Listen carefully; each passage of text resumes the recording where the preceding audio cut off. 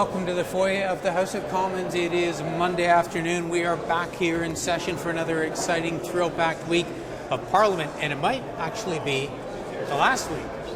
Maybe not. We have no idea. Parliament may adjourn for the summer. We're supposed to be here, according to the parliamentary calendar, until about the end of the third week in June, but you know what, that can always change, and it is the government's choice, not parliamentarians, as to when we break. Actually, I wanted to talk a little bit about this issue, a little complicated, with a very seasoned and experienced member of Parliament, the Honourable Judy Sgro. Now, Judy, we are somewhat at the mercy of the government as to when we actually get out of this place. Why would the government want to adjourn or not to adjourn? Well, clearly, the government hasn't had, the last 6 weeks have not been a good 6 weeks for the government. And the sooner they get out of here, I think is better for them and clearly what they would like to do. When you don't have question period to hold the government accountable, frankly, it's very difficult to question the government on the various things that they're doing. But it could be as simple as a motion in the House right in 5 minutes from now that their House leader moves adjournment of the session. And if nobody objects, bang, it's done and Parliament's over until whatever date they bring it back. So these things are tricky, and clearly we want to, one, hold the government to account, and we want to keep them going until the time that we're scheduled to leave. So we're going to intend to keep our 25 people in the House and keep it going.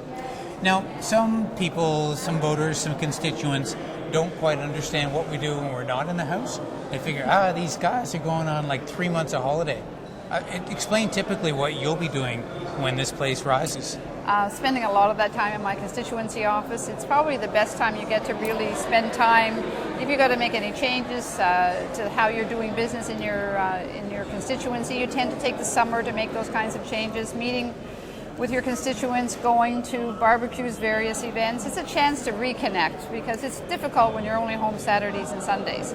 You don't have enough time. So the weekend and the summer are the time where you connect and you hear about what are the issues, you get advice as to what do they think we're doing right, what is it they would like to see us do differently. The polls right now are showing that, well, they seem to be stalled. It seems like the Liberals have around 30%, Conservatives have around 30%. No one has a clear mandate here. Why do you think that is, or do you find that strange at all? I mean, the government came in with such high expectations, and now we seem to be drifting. I think it's quite interesting to look at it. They came in with their priorities, and they had an $11 billion surplus that we had left. So they've thrown money at everybody there is possible, attempted to buy every vote that they could do, and clearly the public aren't buying it. There still is a mistrust of Stephen Harper. Certainly I'm hearing when I'm out there.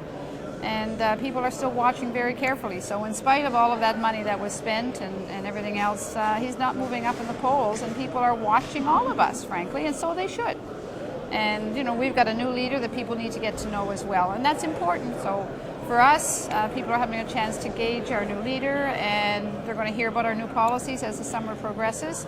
And I think that if fall comes in, they will be much more comfortable with deciding that, it's the Liberals that we want to move forward with, and when and if we get another election, that they'll be prepared to support the Liberals.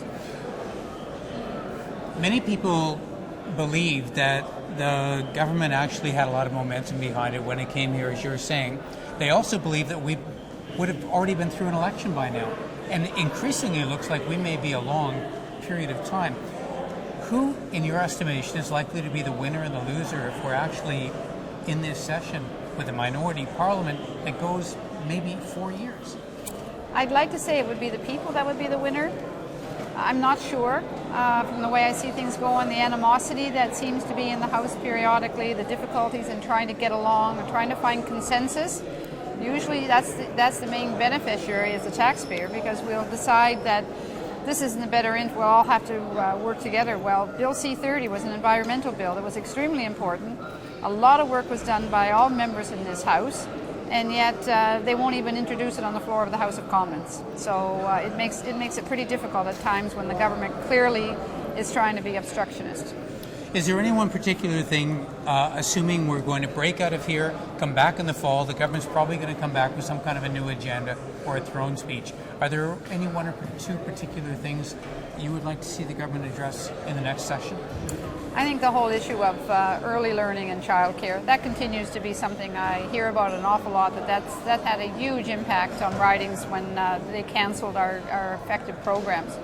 I'd like to see them decide that that's something that they should be investing in. And of course, the second would be the environment. And clearly, they've got to come back from the G8 meetings now with some sort of a commitment, much more so than what they were paying lip service to before. All right, Judy, thank you.